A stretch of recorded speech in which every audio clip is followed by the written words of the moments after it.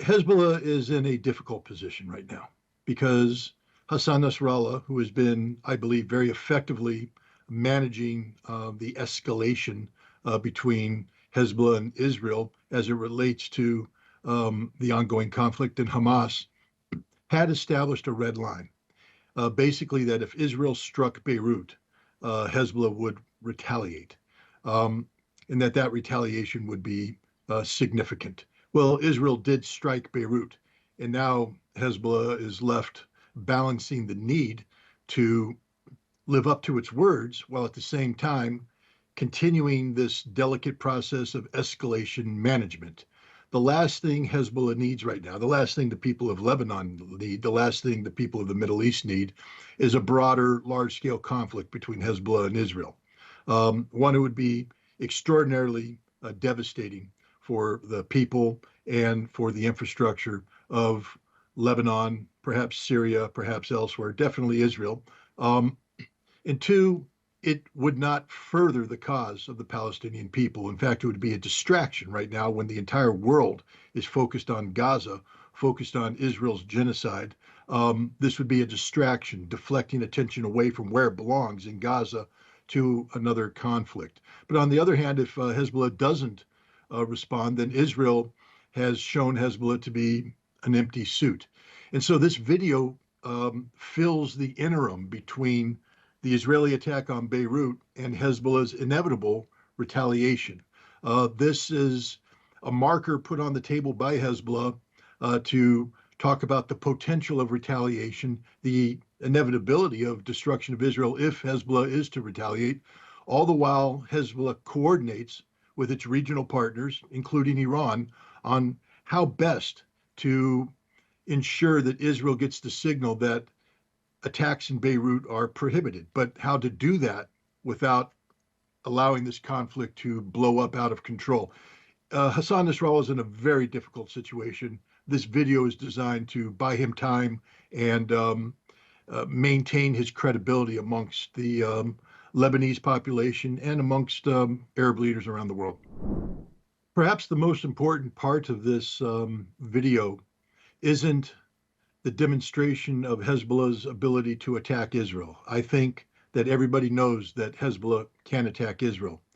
What it shows is the difficulty of an Israeli response to that attack, meaning that this video tells Israel that if this goes to the next level, Israel lacks the capacity to neutralize, to nullify Hezbollah, that Hezbollah can absorb any Israeli strike and continue to inflict harm on Israel. This is a signal to Israel that when Hezbollah retaliates, and it will retaliate, that Israel then has to decide what their response will be. But if Israel decides to escalate and go into a general strike against Lebanon, hitting Beirut, that Hezbollah has the means of riding out that attack and continuing to inflict harm on Israel. And this is something that Israeli military planners will have to take into account. So this is Hezbollah not just sending a signal to the Arab world, to the people of Lebanon, that we are strong, we are capable. This is Hezbollah sending a signal to Israel saying the price you will pay if you choose to have a greater war with us will be beyond that which you can absorb.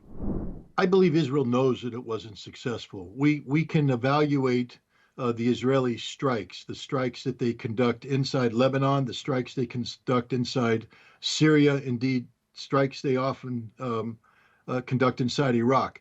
Part of a overall policy of trying to interdict specific technologies, specific weapon systems from being transported from Iran to Hezbollah.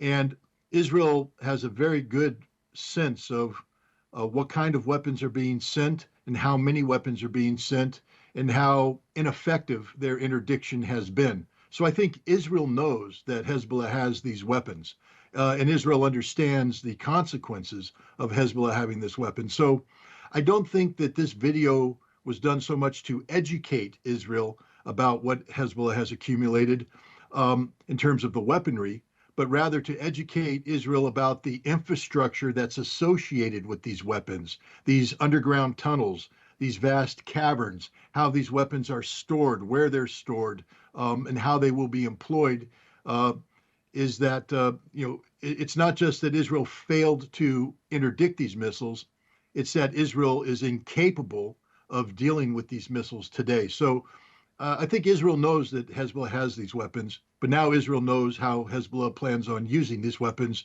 and how futile it will be if Israel tries to interdict these weapons with a preemptive strike. I think Israel and the West, including the United States, understand that Hezbollah is no simple resistance movement and Hezbollah is no simple militia. Hezbollah is a professional military force that in many ways has military capabilities that are beyond that of many state actors.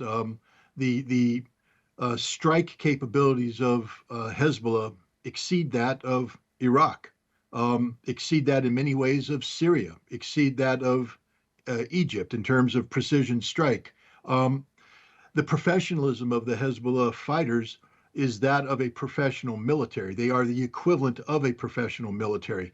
And so even though politically speaking, the United States and Israel seek to diminish Hezbollah's standing by referring to them as a terrorist organization and referring to the Hezbollah fighters as terrorists, the military professionals know otherwise. They know that Hezbollah is a professional military fighting force that is as good and in some cases better than any state military that exists in the Middle East today.